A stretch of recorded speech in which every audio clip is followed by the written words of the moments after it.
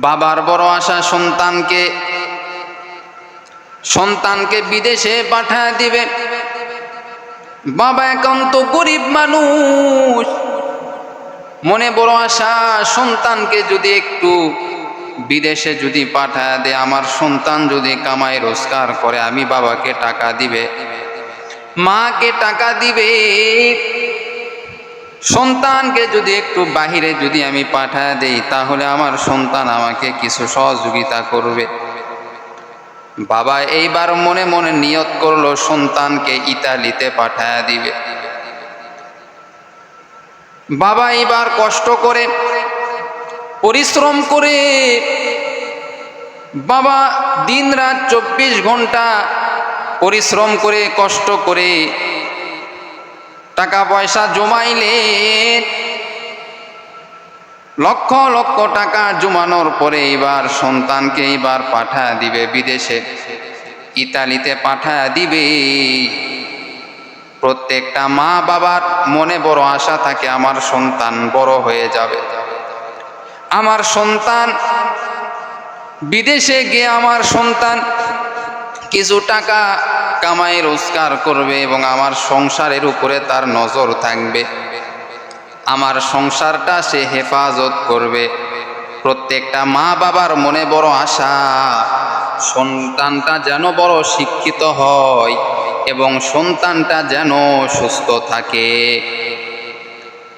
এরে আল্লাহর বান্দা, কত প্রবাসী ভাই রয়েছে, হাজার হাজার প্রবাসী ভাইয়েরা প্রবাসে যাওয়ার পরে এইবার তারা কত কষ্ট করে রে বাবা।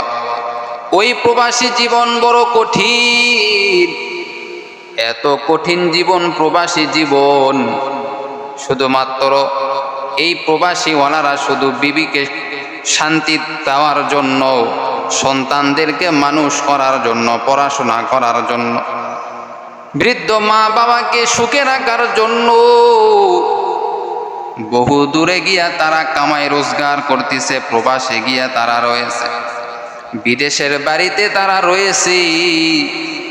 তাদের শুধু মনের মধ্যে বড় আকাঙ্ক্ষা, মনের মধ্যে বড় আশা, যদি 2-4 টাকা ইনকাম করি আমার পরিবারকে আমি সুন্দরভাবে চালাইতে পারবো, মা বাবাকে ভালো রাখতে পারবো, স্ত্রীকে ভালো রাখতে পারবো, সন্তানকে ভালো রাখতে পারবো।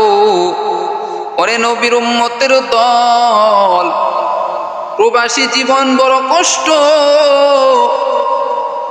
যদিও কষ্ট যুবক ভাই তারপরেও স্বীকার করে নিয়েছে, যদিও আমার কষ্ট হবে তারপরেও আমি বিবি বাচ্চার জন্য, মা বাবার জন্য আমি প্রবাসে যাব। আল্লাহর এই বান্দা এবার নিয়ত করলো বড় কষ্ট করিয়া সন্তানকে ইতালিতে পাঠায় দিবে। টাকা পয়সা জমাইছে, লক্ষ লক্ষ টাকা দিয়ে সন্তানকে এবার ইতালিতে পাঠানোর জন্য এবার সন্তানকে পাঠায় দিল। কিন্তু বাবা বড় আফসোসের বিষয়, সন্তান এইবার এমনভাবে সন্তানের মৃত্যু হয়ে গেল। ইতালিতে যাবে এমন অবস্থা, লঞ্চে উঠেছে,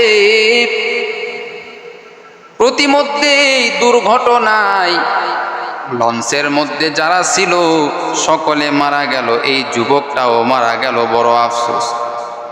বাবা মা এইবার খবর পাইল তাদের সন্তান আর এই জমিনের মধ্যে নাই। বৃদ্ধ বাবা বৃদ্ধা মা জমিনের মধ্যে জীবিত আছে, কিন্তু সন্তান জীবিত নাই। যুবক সন্তান মারা গেল। এরে আল্লাহর বান্দা, বাবার কলিজায় বড় কষ্ট, মায়ের কলিজায় বড় কষ্ট, মনে বড় আশা করিয়া টাকা পয়সা সব দিয়া এইবার মা বাবা সন্তানকে যখন পাঠায়া দেয়, দুর্ঘটনায় যদি মারা যায় মা বাবার বুকটা ফেটে যায়। আল্লাহকে বলে, ও দয়ার মালিক, তুমি আমাকে কেন নিলা না রে আল্লাহ, আমার এই যুবক সন্তানকে তুমি কেন নিলালে, কেন তুমি মৃত্যু দিলা রে আল্লাহ। যদি আমার মৃত্যু দিয়া দিতা তাহলেই তো অনেক ভালো হইতো। আমার সন্তানকে যদি তুমি জীবিত রাখতা ও আল্লাহ, তাহলেই তো অনেক ভালো হইতো। আমার মৃত্যু তুমি দিলেই তো ভালো হইতো। ওরে বান্দা, মৃত্যু যে কখন চলে আসবে কেউ তো আমরা বলতে পারি না রে বাবা। মৃত্যু তোমাকে আমাকে ধাওয়া করতেছে, সর্বক্ষণ তোমাকে আমাকে মৃত্যুটা ধাওয়া করতেছে, মৃত্যুটা ধাওয়া করতেছে। এ আল্লাহর বান্দা যুবক, আল্লাহর অনেক বান্দা মা বাবার কষ্টের টাকাটা তারা কিচ্ছু মনে করে না। আল্লাহর কত যুবক বান্দা রয়েছে মা বাবার কষ্টের টাকা তারা কিচ্ছু মনে করে না। এই টাকা, হালাল টাকাগুলি তারা নষ্ট করতেছে, জুয়ার মাধ্যমে নষ্ট করতেছে। এই হালাল টাকাগুলি কত যুবক সন্তান, নাফরমান সন্তান রয়েছে যারা এই হালাল টাকাগুলি জুয়ার মাধ্যমে নষ্ট করতেছে, নিশার মাধ্যমে নষ্ট করতেছে। বাবা মার কষ্টের টাকা, গরিব মানুষ বড় কষ্ট করিয়া টাকা পয়সা জমাইয়া সন্তানকে দিয়েছে, কিন্তু সন্তান বাবা মাকে দেখেই না, বরং এই টাকাগুলি হারাম কাজে ব্যয় করেছে, নষ্ট করেছে। হাজারো হাজারো প্রমাণ রয়েছে। ওরে আল্লাহর বান্দা, কিয়ামতের দিনে যদি তুমি সন্তানকে আল্লাহ জিজ্ঞাসা করে, এরে সন্তান, তোমার মা বাবা কষ্ট করিয়া টাকা পয়সা জমাইয়া তোমাকে যে টাকা দিল, এই টাকাগুলি তুমি কোন কাজে ব্যয় করেছো বলো, এখন তুমি হিসাব দাও। ও সন্তান, বলো তুমি আল্লাহর কাছে কেমনে হিসাব দিবা? ওরে নবীর উম্মতের দল, তোমার পিছনে তোমার মা বাবা অনেক কষ্ট করেছে রে বাবা। তোমার মা বাবা তোমার জন্য অনেক কষ্ট করেছে, নিজে না খেয়ে তোমাকে খাওয়াইছে, বড় আশা করিয়া তোমাকে প্রবাসে দিয়ে তোমাকে প্রবাসে পাঠাইছে রে বাবা। তাদের মনে বড় আশা সন্তান ভালো থাকবে এবং আমাদেরকেও সে ভালো রাখার চেষ্টা করবে। এরে আল্লাহর বান্দা, মা বাবার চোখের পানি, আল্লাহ তাআলা মা বাবার চোখের পানি বৃথা দিতে দেয় না। আল্লাহ পাক রব্বুল আলামিন বলেন, তোমার মা বাবা যদি একটু কষ্ট পায়, তুমি সন্তানের জন্য যদি কষ্ট পাই, আল্লাহর আরশ কাঁপা শুরু করে দেয়। আল্লাহ সহ্য করতে পারে না। ওই মায়ের অন্তরে যদি কষ্ট দাও, বাবার অন্তরে যদি তুমি কষ্ট দাও, তুমি নামাজ পড়ে লাভ নাই, রোজা রেখে লাভ নাই। ওরে বান্দা, দুনিয়াতে সৎ কাজ করে কোনো লাভ নাই যদি তোমার মাকে তুমি কষ্ট দাও, বাবাকে তুমি যদি কষ্ট দাও। এরে নবীর উম্মতের দল, মা বাবা সব থেকে দামি সম্পদ। ওরে সন্তান, তোমার মা বাবা তোমার কাছে সব থেকে দামি সম্পদ। আজকে যারা মা বাবার খেদমত করেছে তারা দামি হয়ে গেছে। আল্লাহ পাক রব্বুল আলামিন বলেন, ওই মা বাবার খেদমত করলে আমি আল্লাহ তার সম্মান বৃদ্ধি করে দিব। আজকে মা বাবাকে আমরা কষ্ট দেই। আল্লাহর নবীর একজন সাহাবী সারাটা জীবন মাকে কষ্ট দিয়েছে, মাকে কষ্ট দিয়েছে, কখনো মাকে শান্তি দেয় নাই, কখনো মাকে শান্তি দেয় নাই। আল্লাহর নবীর সাহাবী যার নাম হলো আলকামা, এই আলকামা নামের সাহাবী মাকে কখনো শান্তি দেয় নাই। যখন তার মৃত্যু হবে, কালেমা কোনোভাবে সে পড়তেছে না, এমন অবস্থা। আলকামা নামের সাহাবী কোনোভাবেই কালিমা পড়তে চায় না। এইবার আলকামা যখন কালিমা পড়তেছে না, সাহাবায়ে কেরামরা নবীজির কাছে গেলেন, ইয়া রাসূলুল্লাহ, ইয়া হাবিবাল্লাহ, আলকামা তো আপনার সাহাবী রে নবী। ও নবী, আলকামা মৃত্যু শয্যায় পড়ে আছে, কখন না জানি তার জান চলে যাবে। কিন্তু বড় দুঃখের বিষয়, আমরা সকলে মিলিয়া আলকামাকে কালিমা পড়ানোর চেষ্টা করতেছি, কিন্তু সে কালিমা পড়তেছে না। আল্লাহর নবী বললেন, তাহলে তো কঠিন ব্যাপার।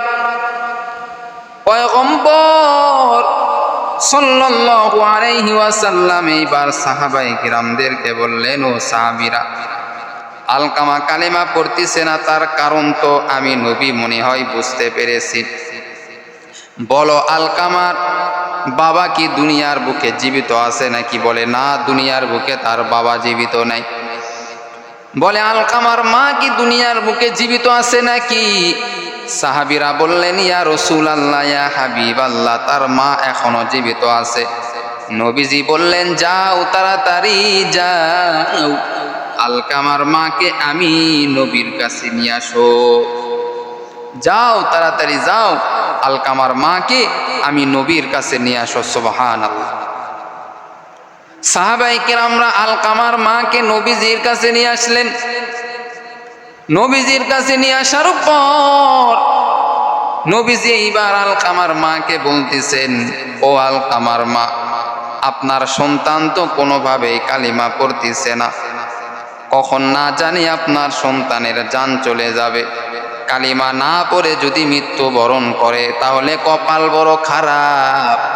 নবীর কাছে থাকলো, নবীর সঙ্গে চলাফেরা করলো, কিন্তু কালিমা না পড়িয়া যদি মৃত্যু হয় তাহলে এর মতো দুর্কপাল আর কারো হতে পারে না।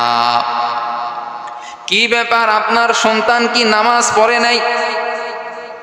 আলকামার মা বলতেছেন, ইয়া রাসূলুল্লাহ, ইয়া হাবিবাল্লাহ, আমার সন্তান তো নামাজ পড়েছে, নামাজে কোনো ফাঁকি দেয় নাই। আপনার সন্তান কি রোজা রাখে নাই? বলে, হ্যাঁ, রোজা রেখেছে। আপনার সন্তান কি যাকাত দেয় নাই? বলে, হ্যাঁ, আমার সন্তান যাকাত দিয়েছে। আপনার সন্তান তো সব আমল করেছে? বলে, হ্যাঁ, করেছে। তবে আপনার সন্তান আপনার সঙ্গে কেমন ব্যবহার করেছে একটু বলবেন? আলকামার মা দুইটা চোখের পানি বের করা শুরু করে দিল।